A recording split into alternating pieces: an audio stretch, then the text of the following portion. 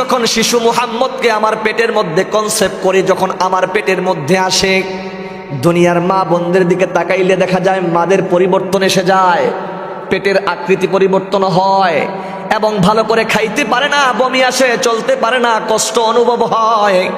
কিন্তু আমি দেখলাম, লক্ষ্য করে দেখলাম, চিন্তা করে দেখলাম, আমার পেটের মধ্যে যে সন্তান এসেছে এই সন্তানের কোনো আকৃতি, কোনো পেটের আকৃতি বড় হয় নাই, কোনো কষ্ট অনুভব হয় নাই, আমি কোনো ব্যথা অনুভব করি নাই, আমার খাবারে কোনো কষ্ট হয় নাই, বমি আসে নাই, কোনো কষ্ট অনুভব করি নাই।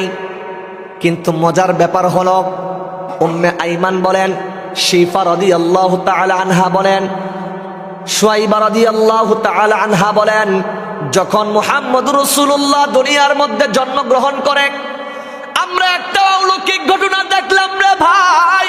কি তেমন অলৌকিক ঘটনা? আল বিদায়া ওয়ান নিহায়ার মধ্যে এসেছে, আল্লাহর রাসূল যখন দুনিয়ার মধ্যে আগমন করেন, আল্লাহর রাসূলের আম্মা জান হযরতে আমেনা বলতেছেন, ওয়াল্লাহি আল্লাহর কসম করে বলি, আমি আমেনা আমার সন্তান যখন প্রসব হলো, দুনিয়ার মধ্যে আগমন করলো, দুনিয়ার মানুষ তো দেখা যায় কোনো কষ্ট পায়, কত কষ্ট পায়, কিন্তু আমি আমিনা বলতেছি কোনো কষ্ট হয় নাই, কোনো ব্যথা পাই নাই। আমার মনে হয় আমার পেট থেকে কি যেন এত সহজে, এত নরমাল ভাবে আমার পেট থেকে ডেলিভারি হয়ে গেছে। কোন সুবহানাল্লাহ। 2 নাম্বার, আল বিদায়া ওয়ান নিহায়ার মধ্যে 2 নাম্বার অলৌকিক ঘটনা হিসেবে যেটা এসেছে, উম্মে আইমান শিফা রাদিয়াল্লাহু তাআলা আনহা এবং সুয়াইবা রাদিয়াল্লাহু তাআলা আনহা বলেন, আল্লাহর রাসূল যখন দুনিয়ার মধ্যে আগমন করেন, আমরা আল্লাহর রাসূলের চেহারার দিকে তাকাইলাম, শরীরের দিকে তাকাইলাম, দেখে অবাক হয়ে গেলাম। কত সন্তানকে এই 2 হাত দিয়ে প্রসব করেছি, কত সন্তানকে তো এই 2 হাত দিয়ে খারাস করেছি, কিন্তু মুহাম্মদুর রাসূলুল্লাহ সাল্লাল্লাহু আলাইহি ওয়াসাল্লামকে দেখলাম তার শরীরের মধ্যে কোনো রক্ত থাকবে তো দূরের কথা, একটা রক্তের ফোঁটাও নাই, একটা রক্তের কণাও নাই। এবং কত সন্তান দেখলাম নাপাকিত রক্ত, নাপাকিত তার শরীরের মধ্যে লেগে থাকে। আল্লাহর কসম করে বলি, মুহাম্মদুর রাসূলুল্লাহ সাল্লাল্লাহু আলাইহি ওয়াসাল্লাম, আল্লাহু আকবার, আল্লাহর রাসূলের জন্ম যখন হলো, আমি শিফা বলতেছি, উম্মে আইমান বলতেছি, সুয়াইবা বলতেছি, আল্লাহর রাসূলের শরীরের মধ্যে 1 ফোঁটা রক্ত নাই, 1 ফোঁটা নাপাক পানিও নাই। আমি দেখতেছি আল্লাহর রাসূলের চেহারাটা, শরীরটা এত সুন্দরভাবে ধৌত করা, শরীর থেকে টপ টপ করে কিসের পানি যেন পড়তেছে। লক্ষ্য করে দেখলাম এটা দুনিয়ার কোনো পানি নয়, পানি নয়, আল্লাহ তাআলা জান্নাতের পানি দিয়ে আমার নবীকে পবিত্র করে দুনিয়ার জমিনের মধ্যে প্রেরণ করেছে। চিল্লায় কোন আল্লাহু আকবার। আমার নবী তো সাধারণ কোনো মানুষ নয়, আমার নবী হলেন ইমামুল আম্বিয়া, আমার নবী তো সাধারণ রাসূল নয়, ইমামুল মুরসালিন, আমার নবী ইমামুল আম্বিয়া, ইমামুল মুরসালিন, সাইয়্যিদুল মুরসালিন, সরকারে দু আলম, মানবতার মুক্তির দিশারি, 2 জাহানের বাদশা নবী, 2 জাহানের কুল কায়নাতের জন্য সুপারিশকারী। আল্লাহ তাআলা বলেছেন, ওয়ামা আরসালনাকা ইল্লা রাহমাতাল লিল আলামিন। আল্লাহ তাআলা কেমন নবী পাঠাইছে রে ভাই, একটু চিন্তা করে দেখি, একটু বুঝে দেখি, কেমন নবী পাইলাম, কেমন নবী পাইলাম। আমার নবীর জন্মের সময় গায়ের মধ্যে একটু নাপাক লাগে নাই, একটা রক্তের 1 ফোঁটাও লাগে নাই। দেখা যায় আমার রাসূলের শরীরটা পুত পবিত্র, জান্নাতের পানি দ্বারা ধৌত করা। সুবহানাল্লাহ। 3 নম্বর, আল বিদায়া ওয়ান নিহায়ার মধ্যে অলৌকিক ঘটনা তুলে ধরা হয়েছে। হযরত সুয়াইবা রাদিয়াল্লাহু তাআলা আনহা বলেন, শিফা রাদিয়াল্লাহু তাআলা আনহা বলেন, আল্লাহর রাসূল সাল্লাল্লাহু আলাইহি ওয়াসাল্লাম যখন দুনিয়ার মধ্যে আগমন করেন, আমার নবী দুনিয়ার সাধারণ কোন বাচ্চার মতো দুনিয়ার মধ্যে আগমন করে নাই। আল্লাহু আকবার। আমার নবী দুনিয়ার কোন মানুষের মতো আগমন করে নাই। আপনার মতো আমার মতো দুনিয়ার মধ্যে আসে নাই। আল্লাহ তাআলা আমার আপনার নবীকে যখন দুনিয়ার মধ্যে প্রেরণ করেছিলেন, দেখা যায় দুনিয়ার আপনাকে আমি যখন দুনিয়ার মধ্যে আসি, আমার নাভির তার, আমার নাভির সাথে যেই নার আছে এই নারটা আমার মায়ের নারের সাথে সম্পৃক্ত ছিল। কথা বলেন ঠিক কিনা? কিন্তু আল্লাহ তাআলা আবার আপনার নবী পয়গম্বর আরবী, বিশ্ব নবী, মায়ার নবী, করুণার ছবি, উম্মতের কান্নার, রহমতের ভান্ডার, আল্লাহু আকবার।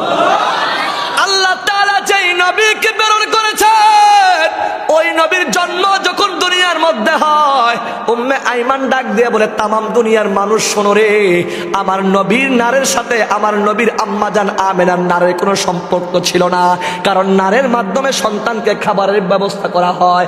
কিন্তু আল্লাহ তাআলা আমার নবীর মায়ের পেট থেকে নার কাটা অবস্থায় দুনিয়ার মধ্যে আগমন করেছেন। আল্লাহু আকবার বলেন।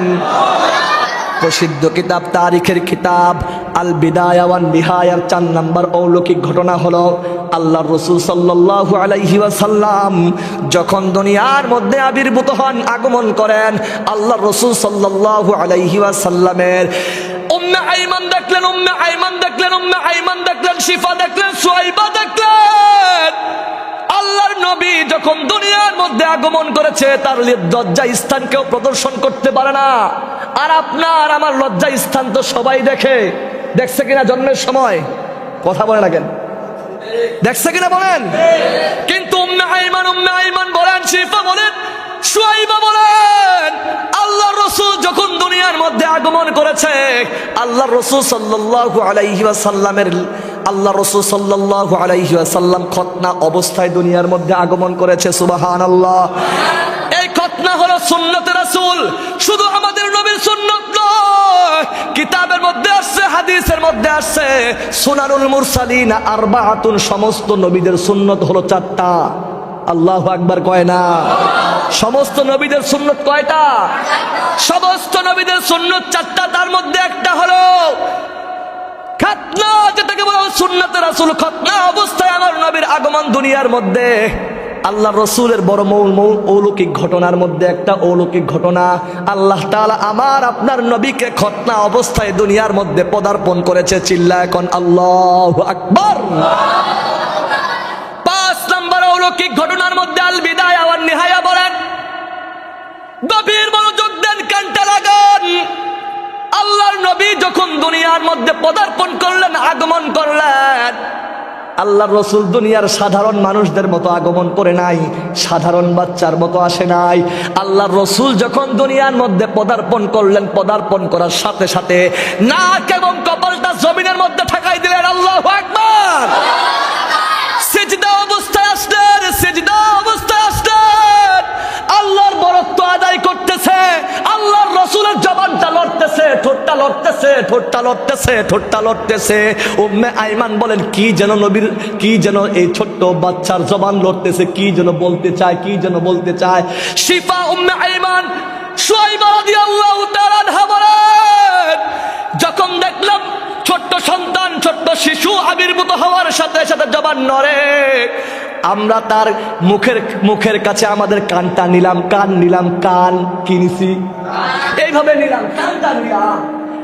কানটা নিয়ে দেখলাম কি বলতেছে, কি বলতেছে দেখলাম, আল্লাহ রাসূল বলতেছে, আল্লাহু আকবার বলতে হবে, জোরে বলতে হবে, জোরে বলতে হবে। আমার বলা শেষ হওয়ার পর আল্লাহু আকবার আসবে। আল্লাহ রাসূল সাল্লাল্লাহু আলাইহি ওয়াসাল্লাম কি যেন বলে,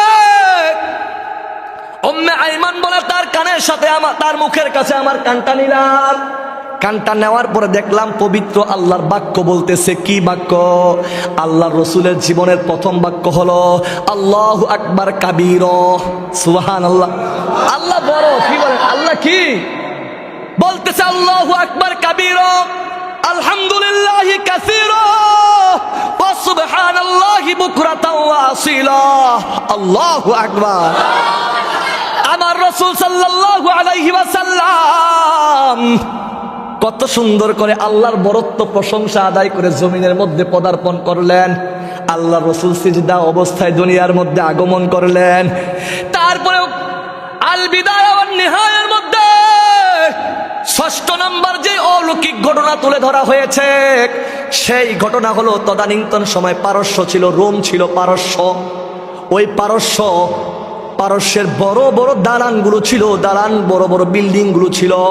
আল্লাহর রসুল হক যখন দুনিয়ার মধ্যে আগমন করলো, আল্লাহর রসুলের হকের জ্যোতির কারণে আল্লাহর রসুলের হক আগমন হওয়ার সাথে সাথে এমনভাবে ওই পারস্যের বড় বড় দালানগুলোর মধ্যে অ্যাটাক করলো, এমন আক্রমণ, এমনভাবে ধাক্কা খাওয়ার সাথে সাথে পারস্যের সমস্ত বড় বড় উঁচু উঁচু বিল্ডিংগুলো জমিনের সাথে ভেঙ্গে চুরমার ধূলিসাৎ হয়ে গেছে। আল্লাহু আকবার। আমি বানাই বলতে আসি নাই, আল বিদায়া ওয়ান নিহায়া খোলেন, সিরাত গ্রন্থের মধ্যে অন্যতম একটা কিতাব, প্রসিদ্ধ কিতাব। ওই কিতাবের মধ্যে আরেকটা 7 নম্বর অলৌকিক ঘটনা তুলে ধরা হয়েছে। শুধু দালানগুলো ভেঙ্গে যায় নাই, ধূলিসাৎ হয় নাই, আল্লাহ রসুলের আগমনের সাথে সাথে ওই পারস্যের মধ্যে 1000 বছর ধরে অগ্নি প্রজ্বলিত ছিল। অগ্নি কি ছিল বলেন? আগুনের পূজা হতো, বিশাল বড় 1000 বছর ধরে আগুন জ্বলতো। কয় বছর? আল্লাহু আকবার। চিন্তা করছেন একটু? 1000 বছর ধরে আগুনের পূজা করা হতো, আগুন জ্বলতো, আগুনকে রব তার সিজদা করা হতো, শিরক কুফরি করা হতো।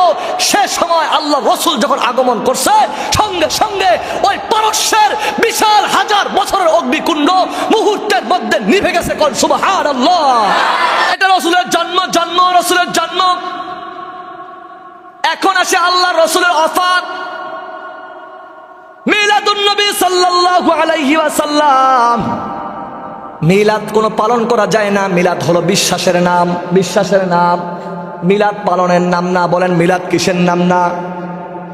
কথা বলে না, বুঝে নাই। আলোচনা করব, তাহলে কোন না কেন? মিলাদ পালনের নাম না, মিলাদ জন্ম বৃত্তান্ত। আর সিরাত হলো কর্ম বৃত্তান্ত। আপনাদেরকে বলতে চাই, কর্ম বৃত্তান্ত বলে অনেকে বলবে হুজুর কর্ম না, জীবনী। সিরাত মানে জীবনী, কর্ম বৃত্তান্ত মানে কি?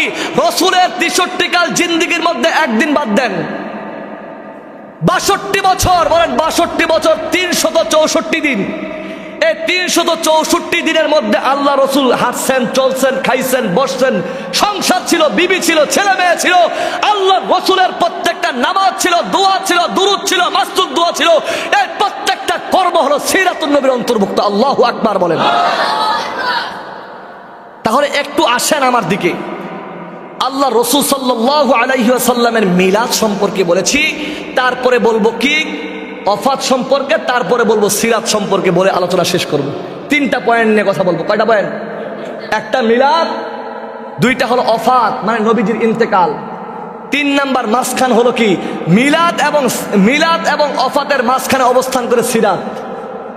মাঝখানে কি? এই মাঝখান মানে মধ্যমণি। এই মধ্যমণিটা শেষে বলি, আগে 2 লাইন শেষ করে দিই, প্রথম আর শেষ করি। আসেন, আল্লাহ রসুল সাল্লাল্লাহু আলাইহি ওয়াসাল্লামের বিদায় ঘন্টা যখন বেজে গেল, মনে রাখবেন আহলে সুন্নাত ওয়াল জামাতের আকীদা হলো আমাদের নবী দুনিয়ার জিন্দেগি পাড়ি দিয়েছেন, আমাদের নবী হায়াতুন নবী কবরে বারজাখের জিন্দেগির মধ্যে জীবিত অবস্থায় আছেন। কথা বলেন কি? নামাজ যত অবস্থায় আছে, তারা কি বলেন? নামাজ যত আছে না, নামাজ যত অবস্থায় আল্লাহ রসুল সাল্লাল্লাহু আলাইহি ওয়াসাল্লাম আছে। এখন একটু আসেন, আল্লাহ রসুল সাল্লাল্লাহু আলাইহি ওয়াসাল্লামের চলে যাওয়াতে আমরা খুশি না বেজার? খুশি না বেজার? আল্লাহ রসুল চলে গেছেন, আমরা কতটুকু ব্যথা পেয়েছি? আমরা রসুলকে বেশি ভালোবাসি নাকি সাহাবায়ে কেরামরা নবীকে বেশি ভালোবাসতেন? একটু জোরে কথা বললে বাবা ভালো হইতো। আমরা বেশি ভালোবাসি নাকি সাহাবায়ে কেরামরা নবীকে বেশি ভালোবাসছেন? সাহাবায়ে কেরামরা নবীকে ভালোবাসছেন। তাহলে সাহাবায়ে কেরামদেরকে থেকে শুনি আমরা কি? আমরাও তো নবীর জন্মের সময় মিলাদ পড়ি, সাহাবায়ে কেরাম পড়ছে কি? সাহাবায়ে কেরামরা নবীকে কত ভালোবাসছেন? আমি মিলাদ বিদ্বেষী না, মিলাদ বিদ্বেষী হওয়া যাবে না। মিলাদ মানে জন্ম, এই জন্মকে অস্বীকার করে নবীর অস্তিত্বই থাকবে না। নবীর জন্ম হয়েছে কিনা বলেন? আসেন, আল্লাহ রসুল সাল্লাল্লাহু আলাইহি ওয়াসাল্লাম যেদিন দুনিয়া থেকে বিদায় নেয়, সেই দিনটা ছিল 12ই রবিউল আউয়াল। আচ্ছা বলেন তো, আপনার একটা মাত্র সন্তান আছে, কয়টা? একটা মাত্র সন্তান। আপনার সন্তানের জন্ম হলো ধরেন 1 তারিখ 1 মাস 2020, 1 তারিখ 1 মাস 2000। কথা বলতে হবে। আপনার কয়টা সন্তান? কিন্তু তার জন্ম কয় তারিখ? 1 তারিখ 1 মাস ধরলাম 2020। এখন বলেন আপনার সন্তান জন্মের পরে আপনি মিলাদ পালন করেন, মানে birthday, happy birthday to you, কি পালন করলেন? কথা বলেন না কেন? কি পালন করছেন? জন্মদিন পালন করছেন না? এখন আপনার সন্তান যেদিন মারা গেছে সেই দিনটা হলো 1 তারিখ 1 মাস 2025। কথা বুঝেন? আপনার সন্তানের দিন ও তারিখকে কেন্দ্র করে আমরা কিন্তু 12ই রবিউল আউয়াল তারিখ এবং মাসকে কেন্দ্র করে মিলাদ পালন করি। বছরকে কেন্দ্র করে করেন? নবী 570 খ্রিস্টাব্দে জন্মগ্রহণ করছে। বছরকে আপনি বলেন না, বলেন নাকি? বলেন। দিন এবং তারিখ, কি বলেন? মাস এবং তারিখ। মিলাদ পালন করেন কি? মিলাদুন নবী পালন করেন কোন দিন? দিন এবং মাস।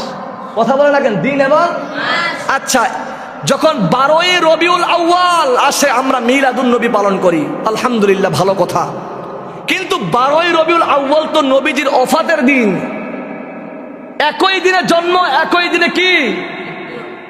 আচ্ছা আপনি বলেন আগেরটা বেশি না পরেরটা বেশি মনে থাকে? আগেই বলছিলাম আপনাদেরকে, পরেরটা মনে থাকে।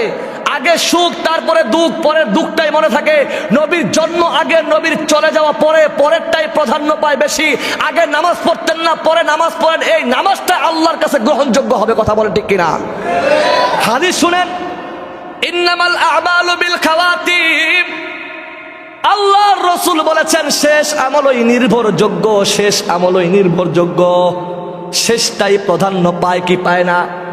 আচ্ছা, আগে আপনি ডাকাত ছিলেন, আপনি খুনি ছিলেন, আপনি ভালো খারাপ চোর ডাকাত ছিলেন, বদমাশ ছিলেন, কিন্তু আপনি পরবর্তীতে তওবা ইস্তেগফার পাঠ করে, তাওবাতুন নাসুহা, আপনি এটা পাঠ করে আপনি ভালো হয়ে গেছেন। কি হয়ে গেছেন ভাই? একটু বিবেক দিয়ে বলেন তো, আগের শত গুনাহগুলি আর আছে নাকি?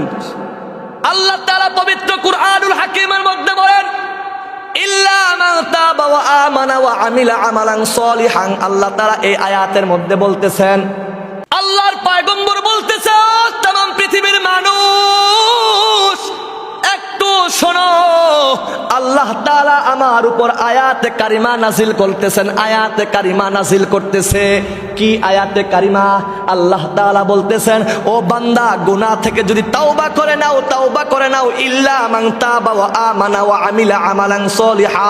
ও বান্দা, যদি তাওবা করে তুমি আল্লাহ তাআলার গুনাহ, বান্দা তোমার গুনাহ থেকে আল্লাহ তাআলার দিকে ধাবিত হয়ে যাও, ওই গুনাহ আর গুনাহ থাকে না। ওই গুনাহগুলি রব্বে কারীম নেকির মাধ্যমে তোমার আমলনামার মধ্যে লিপিবদ্ধ করে দেয়। গুনার গুনাহ থাকে না রে ভাই, আগের চাইতে পরেরটা প্রাধান্য বেশি পায়। আল্লাহর রাসূল 12ই রবিউল আউয়াল জন্মগ্রহণ করেছে, আল্লাহর রাসূল 12ই রবিউল আউয়াল মৃত্যুবরণ করেছে। আগে জন্ম, তারপরে মৃত্যু। আগের চাইতে পরেরটা স্মরণ বেশি থাকে, আগের চাইতে পরেরটা প্রাধান্য বেশি পায়। আগে নামাজ পড়তেন না, পরে নামাজ পড়ছেন, নামাজি হয়ে গেলেন। আল্লাহর কাছে আগে তওবা করেন নাই, পরে তওবা করেছেন রে ভাই, কিন্তু আল্লাহ তাআলা আপনার তওবাকে কবুল করে নিলেন। তওবা করলে গুনাহ আর গুনাহ থাকে না, গুনাহগুলো নেকি হয়ে যায়। সুবহানাল্লাহ।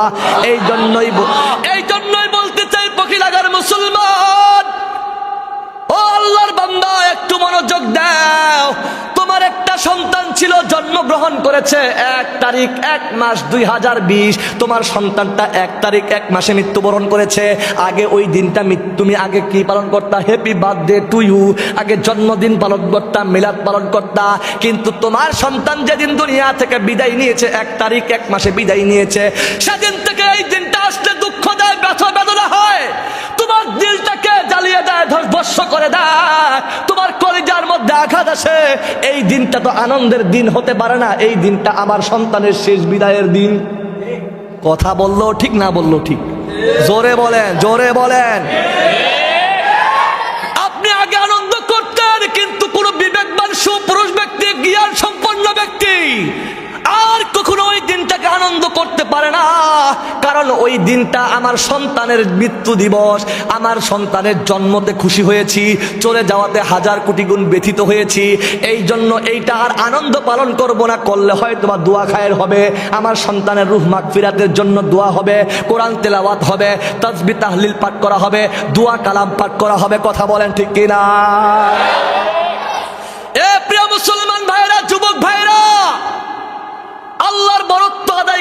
হবে সবচাইতে বড় ভাবে, কথা বলেন ঠিক কিনা?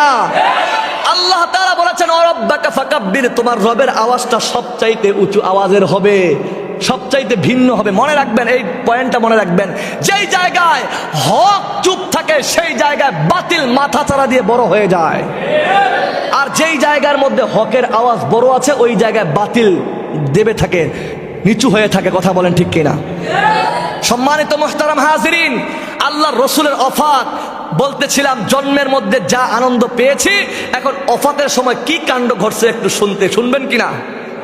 আল্লাহর রসুলকে আমরা বেশি ভালোবাসি না সাহাবায়ে কেরামরা বেশি ভালোবাসতেন? সাহাবায়ে কেরামরা কেমন ভালোবাসতেন? আল্লাহর রসুলের এক সাহাবী নাম হলো আবু বকর রাদিয়াল্লাহু তাআলা আনহু। আল্লাহু আকবার! আল্লাহর রসুলের পরে সর্বশ্রেষ্ঠ মানব, কি বলেন? আসমানের উপরে জমিনের, আসমানের নিচে জমিনের উপরে আল্লাহ রসুলের চাইতে শ্রেষ্ঠ মানুষ আর কেউ নাই, আর আল্লাহ রসুলের পরে সর্বশ্রেষ্ঠ মানব হলো আবু বকর। এখন আবু বকরের ঘটনা আপনাদেরকে শোনাই, শুনবেন? আল্লাহ রসুলের সাহাবী আবু বকর, আবু বকরকে একদিন রসুল ডাক দিলেন, ও আবু বকর, যে কোনো সময় আমার সাথে তোমাকে হিজরত করতে হবে। কি করতে হবে? যে কোনো সময় তোমাকে আমার সাথে কি করতে হবে? হিজরত করতে হবে। আবু বকর বলল, ইয়া রাসূলুল্লাহ, আপনি যখন হিজরত করবেন, হিজরত মানে কি? আল্লাহ রসুল সাল্লাল্লাহু আলাইহি ওয়াসাল্লাম, রাসূলের জিন্দেগি দুই ভাবে বিভক্ত, মক্কার জিন্দেগি, মদিনার জিন্দেগি। বলেন কয় ভাগে বিভক্ত? কথা বলেন এখন, কয় ভাগে? রসুল যখন মক্কায় ছিলেন, মক্কার জিন্দেগি ছিল কয় বছর বলতে পারবেন? রসুলের মক্কার জিন্দেগি মনে হয় 40 বছর জিন্দেগি হলো নবীজির মক্কার জিন্দেগি, আর বাকি 23 বছরের জিন্দেগি কোথাকার? মদিনার। বলেন কোথাকার? মদিনার। আল্লাহ রসুল সাল্লাল্লাহু আলাইহি ওয়াসাল্লাম মক্কায় থাকা অবস্থায় কাফেরদের নির্যাতনে আল্লাহর হুকুমে এই মক্কা ভূমি, জন্মভূমি ছাড়ার জন্য ওহী আসছে, ওগো আল্লাহ রসুল আপনি মক্কা থেকে মদিনায় যান, মদিনার মানুষ খুব শান্তশিষ্ট। সুবহানাল্লাহ বলে না? আপনার কথাগুলো সহজেই মানবে। আল্লাহ রসুল সাল্লাল্লাহু আলাইহি দেশ ত্যাগ করলেন, মক্কা থেকে মদিনার দিকে হিজরত করলেন। এটা হিজরতের ঘটনা। আল্লাহ রসুল এই কথাটাই আবু বকরের কানে দিলেন, আবু বকর, যে কোনো সময় হিজরতের ডাক আসতে পারে, তুমি প্রস্তুত থাকিও। সেদিন থেকে আবু বকর রাদিয়াল্লাহু তাআলা আনহু প্রতিদিন হিজরতের অপেক্ষা করে কখন আল্লাহ রসুল আসবে। একদিন হঠাৎ করে আল্লাহ রসুল 6 মাস পরে, বলেন কয় মাস পরে? কথা বলতে হবে, এখন মজার ঘটনা আসতেছে ইনশাআল্লাহ। আল্লাহর হাবিব পয়গম্বর বিশ্ব নবী একদিন হঠাৎ করে রাতের বেলায় আবু বকরের ঘরের মধ্যে নক করলেন। একবার মাত্র নক করার সাথে সাথে আবু বকর দরজা খুলে দিলেন, ওপেন করে দিলেন। দরজা যখন খুলে দিলেন, পয়গম্বর আরবী বিশ্ব নবী আবু বকরের দিকে তাকিয়ে রইলেন। আবু বকরের দিকে মায়ার দৃষ্টিতে তাকাইলেন, বলতেছে, আবু বকর, আমি তোমাকে জোরে ডাক দেই নাই, সামান্য একবার নক করেছি, আর সঙ্গে সঙ্গে তুমি দরজা ওপেন করে দিলা, খুলে দিলা। আবু বকর, তুমি কি ঘুমাও নাই? আবু বকর রাদিয়াল্লাহু তাআলা আনহু বলতেছে, ইয়া রাসূলুল্লাহ, আমি আবু বকর তো আজকে শুধু ঘুমাই না, আজকে থেকে, আপনি যেদিন থেকে বলেছেন তোমাকে হিজরত করতে হবে, আজ থেকে 6 মাস পর্যন্ত বিছনার মধ্যে আমার পিঠ লাগাই না। আজ থেকে 6 মাস পর্যন্ত বিছানার মধ্যে, বালিশের মধ্যে পিঠ এবং মাথা লাগাই না গো নবীজি। আল্লাহু আকবার। ও গো নবীজি, না জানি আপনি আমাকে ডাক দিবেন, যদি আমি সারা শব্দ না পেয়ে খুলে দিতে না পারি, দরজা খুলতে না পারি, হয়তো মুশরিকরা আপনাকে আঘাত করবে, এইটা আমি দেখে সহ্য করতে পারবো না। আগো পয়গম্বর, আপনি আরো অবাক হয়ে যাবেন। আমার ঘরের মধ্যে কোন বর্ণনার মধ্যে আসছে 7-8 বছর, 10-11 বছরের একটা সন্তান আছে। আমার সন্তানের নাম হলো আসমা বিনতে আবু বকর। নাম কি বলেন? আসমা বিনতে আবু বকর, আমার কলিজার টুকরা সন্তান। ওগো নবীজি, যেদিন থেকে আমি হিজরতের কথা বললাম, সেদিন থেকে আমার আসমা বিনতে আবু বকর, ছোট আসমা বিনতে আবু বকর রাতের বেলা ঘুমায় না। আল্লাহু আকবার। আবার আসমা বিনতে আবু বকর 6 মাস পর্যন্ত, ছোট্ট বাচ্চাটাও চোখ নরম, দিলটা নরম করে দেন, চোখের পানি একটু ফেলেন, হয়তোবা এই চোখের পানি কাল কিয়ামতের দিন নাজাতের উসিলা হয়ে আল্লাহর কাছে দাঁড়িয়ে যাবে। সুবহানাল্লাহ। আসমা বিনতে আবু বকরের কথা বলতেছে, ওগো পয়গম্বর, ওগো নবী আমার আসমা বিনতে আবু বকর প্রতিদিন দেখা যায় হাতের মধ্যে কি নেয়, আটা নিয়ে রুটি বানাইতে শুরু করে। আমার রাসূল খাবে, আমার নবী খাবে। আল্লাহু আকবার। আবার আসমা বিনতে আবু বকর প্রতিদিন রুটি বানায় আমাদেরকে রাস্তার খাদ্য দেওয়ার জন্য। আমার আসমা কিন্তু প্রতিদিন ঘুমায় না। আজ থেকে 6 মাস পর্যন্ত আমার আসমা বিনতে আবু বকর বিছানায় পিঠ লাগায় না। আল্লাহর নবীকে ডাক দিয়ে বলে, নবী আরো অবাক হয়ে যাবেন, ওগো নবী আমার ঘরের মধ্যে যেই গাধাটা আছে ওই গাধাটাও কিন্তু আপনার হিজরতের কথা শোনার পর থেকে আজ থেকে 6 মাস পর্যন্ত কোনোদিন রাতের বেলা ঘুমায় না। কেমন ভাবে নবীকে মুহাব্বত করেছে। ও পাখি লাগার মুসলমান যুবক ভাইরা, তুমিও রাসূলকে মুহাব্বত করো। তোমার মুহাব্বত নবীর মুহাব্বত আর্জেন্টিনার মেসির চাইতে বেশি না। আর্জেন্টিনার মেসিকে যেমন মুহাব্বত করো তার চাইতে আমার নবীকে 1 গুণ মুহাব্বত করলে জান্নাত পাওয়া যাইতা। দেখা যায় মেসিকে মুহাব্বত করে মেসির জামা তোমার গায়ের মধ্যে লাগাও। তুমি মেসিকে মুহাব্বত করে মেসির স্টাইলে চুল কাট দাও কি দাও না? তুমি নেইমারকে মুহাব্বত করো, নেইমারকে যতটুকু মুহাব্বত করো আমার রাসূলকে যদি তার 10 ভাগের 1 ভাগ মুহাব্বত করতা জান্নাতের মেহমান হয়ে যাইতা। হাদিসের মধ্যে আসছে, আল্লাহর পয়গম্বর, বুখারীর বর্ণনা, তিরমিজির বর্ণনা, আল্লাহর রাসূল বলে, ও আমার সাহাবীরা শোনো রে, তোমরা এমন একটা যুগ পেয়েছ যেই যুগের মধ্যে কোনো আমলের 1/10 যদি মেনে নাও, 10 ভাগের 1 ভাগ, তোমরা 9 ভাগ মাংস 1 ভাগ যদি ছেড়ে দাও তাহলে তোমরা হালাক ধ্বংস হয়ে যাবা। আমি হাদিসটা আজকেও মুতাআলা করেছি। আল্লাহ রাসূল সাল্লাল্লাহু আলাইহি ওয়াসাল্লাম বলেন, ও আমার সাহাবীরা, তোমরা এমন একটা যুগ পেয়েছো যেই যুগে কোনো আমলের 10 ভাগের 9 ভাগ করলে 1 ভাগ ছেড়ে দিলে ধ্বংস হয়ে যাবা। আর আমার পরবর্তী এমন উম্মত আগমন করবে, তারা যদি কোনো বড় আমলের 10 ভাগের 1 ভাগ আদায় করে তারা জান্নাত পেয়ে যাবে, হেদায়েত পেয়ে যাবে। সুবহানাল্লাহ। তাহলে বলতেছি, তুমি মেসিকে যত মুহাব্বত করো, তুমি আইডল, আইকন তুমি মনে করো, সাইয়্যিদ মনে করো, ও পাখি লাগার যুবক ভাইরা, আমার কলিজার টুকরা, হৃদয়ের স্পন্দন ভাইরা, ও আমার বন্ধুরা, একটু মনোযোগ দাও। তুমি যদি তার 10 ভাগের 1 ভাগ আমার রাসূলের মুহাব্বত নিয়ে মুখের মধ্যে দাঁড়িয়ে আনতা, ওয়াল্লাহি আল্লাহর কসম করে বলতেছি, এই মসজিদের মধ্যে বলতেছি, এই মুহাব্বত দাঁড়িয়ে মুহাব্বত যদি রাসূলকে কেন্দ্র করে হয়, খোদার কসম করে বলি কিয়ামতের দিন রাসূলের সুপারিশ তোমার জন্য প্রযোজ্য হয়ে যাবে। জোরে কয় না সুবহানাল্লাহ। কারণ কি?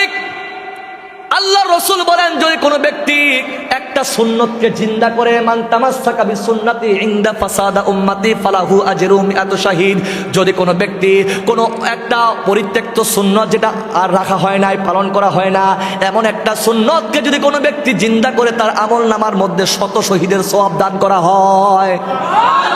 ফিতনার জামানায় যদি কোনো ব্যক্তি সুন্নতের উপর অবিচল থাকে, আমার হাদিসে কারিমা পাঠ করছি যেটা, এটা শেষে আসতেছি, কিন্তু রসুলের মৃত্যুর কথা বলতেছিলাম। আল্লাহ রসুল আবু বকরকে বলেছিলেন, আবু বকর রে, আমার সাথে তোমাকে কি করতে হবে? কথা বলে না কেন? হিজরত করতে হবে। কয় মাস আগে? 6 মাস আগে। কিন্তু আবু বকর 6 মাস পর্যন্ত বিছানার মধ্যে কি লাগায় না? পিঠ লাগায় না। আপনি আমি কয়দিন না ঘুমায় থাকছি? কথা বলে না। কিন্তু আমরাই বড় দাবি করি আশেকে রসুল, আমরাই বড় সুন্নি দাবি করি, মনে করি মিলাদ করবো, মিলাদুন্নবী পালন করবো, রাসূলের প্রেম ভালোবাসা আদায় করলে তো জান্নাত পেয়ে যাবো। আমার আগে আলোচনা করছে বিদায় এই বিষয়ে করতে চাই না। আবু বকরকে মুহাব্বত আবু তালিব করছে। কে করছে? আবু লাহাব করছে। তার দাসী ছিল সুয়াইবাকে আজাদ করে দিয়েছে। যা, আমার বংশের মধ্যে আমার ভাইয়ের ঘরে মুহাম্মদুর রাসূলুল্লাহর আগমন হয়েছে। আজকে থেকে সুয়াইবা, তুই পরাধীন ছিলি, আজকে থেকে স্বাধীন করে দিলাম, আজাদ করে দিলাম। আল্লাহু আকবার। এই হাত তুলে বলছেন। সঙ্গে সঙ্গে এমনও বর্ণনা আসছে, আবু লাহাবের সমস্ত শরীর জাহান্নামে যাবে, আবু লাহাবের একটা আঙ্গুল জাহান্নামে যাবে না।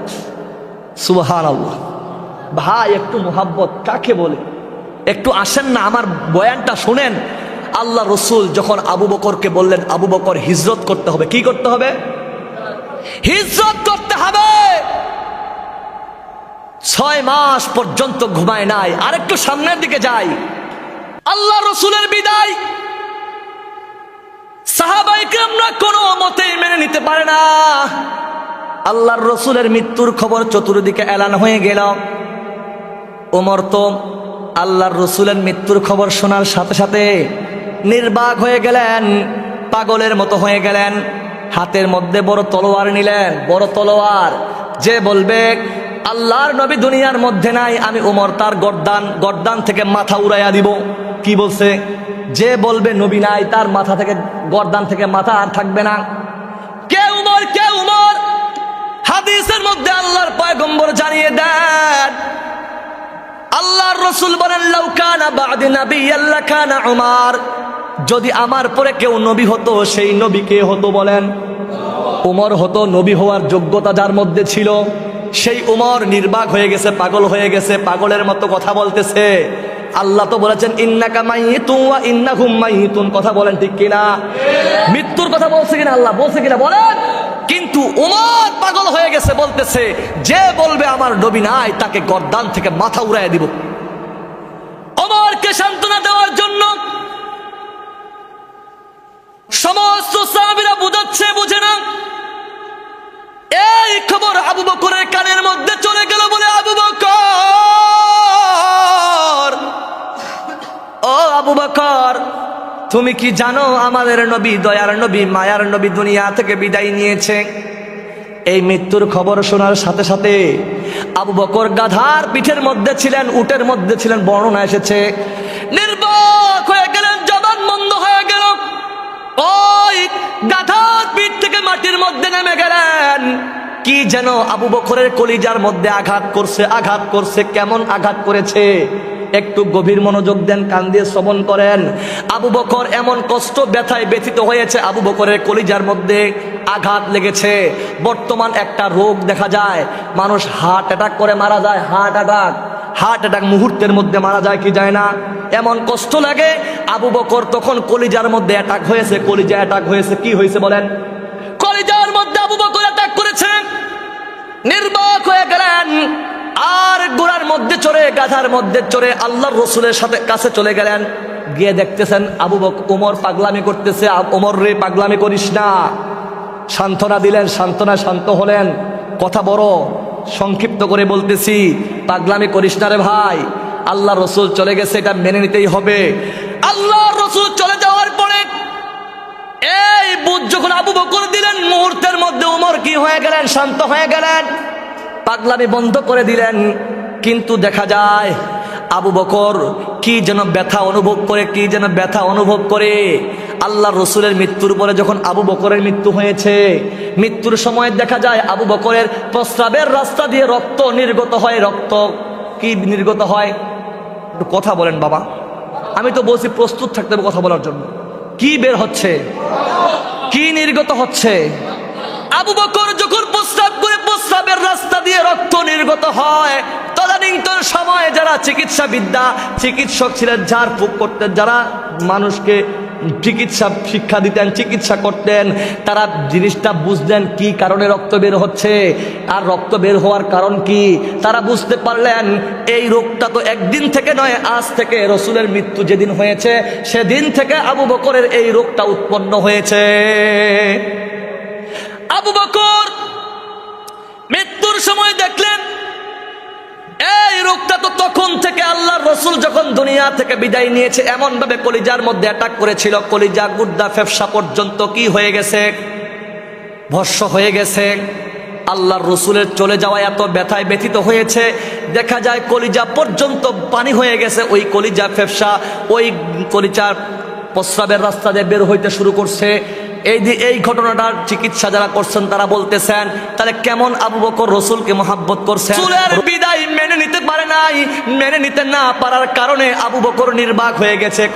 কয়েকদিন পরে আবু বকর কিন্তু রসুলের মৃত্যুর পরে দুনিয়া থেকে বিদায় নিয়েছে। কথা বলেন ঠিক কিনা? তারপর আরেকটু বলতে চাই, আবু বকর বললাম, ওমর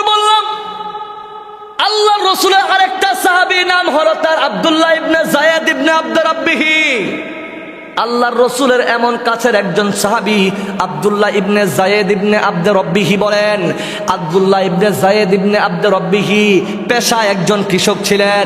বর্ণনার মধ্যে আসছে, কিছু বর্ণনার মধ্যে বলে তিনি একজন হাল চাষ করতেছিলেন। কি চাষ? কথা বলতে হবে, কি চাষ? হাল চাষ করতেছিলেন। কেউ কেউ বলেছেন খেজুরের ডাল ছাঁটাই করতেছিলেন, কেউ কেউ বলেন আব্দ রব্বিহি কোদাল নিয়ে মাঠের মধ্যে কাজ করতেছিলেন। এক সাহাবী বলতেছে, ও আব্দুল্লাহ ইবনে যায়েদ ইবনে আব্দ রব্বিহি, তুমি কি সংবাদ শোনো নাই আমার নবী দুনিয়ার মধ্যে নাই? আল্লাহর রাসূলের মৃত্যুর খবর শোনার সাথে সাথে আল্লাহর নবীর সহচর আব্দুল্লাহ ইবনে যায়েদ ইবনে আব্দ রব্বিহি সঙ্গে সঙ্গে নির্বাক হয়ে গেলেন। হাত থেকে কোদাল পড়ে গেল, দা পড়ে গেল। বর্ণনার মধ্যে আসছে যখন খেজুরের ডাল কাটতেছিলেন হাতের থেকে কি পড়ে গেল? দা পড়ে গেল। যখন মাটির মধ্যে কোদাল চাষ মাটি কোবাইতেছিলেন, কোদাল পড়ে গেল। যখন হাল চাষ করতেছিলেন তার হাল চাষ বন্ধ হয়ে গেল। আব্দুল্লাহ ইবনে যায়েদ ইবনে আব্দ রব্বিহি এত মর্মাহত হয়েছেন, এত কষ্ট পেয়েছেন, এত ব্যথায় ব্যথিত হয়েছেন রসুলের চলে যাওয়াতে। দেখেন, আমি বলছি জন্মতে খুশি আর চলে যাওয়াতে ব্যথিত। কথা বলেন ঠিক কিনা?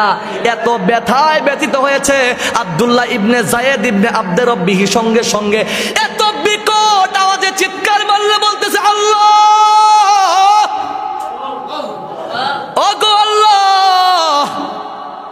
দুইটা হাত উত্তোলন করে আল্লাহর কাছে দোয়া করতেছে, ওগো আল্লাহ, আমি আব্দুল্লাহ ইবনে যায়েদ ইবনে আব্দ রব্বিহি আমার এই দুইটা চোখ দিয়ে কত রসুলের সুন্দর মুবারক চেহারাটা প্রদর্শন করেছি। আল্লাহু আকবার।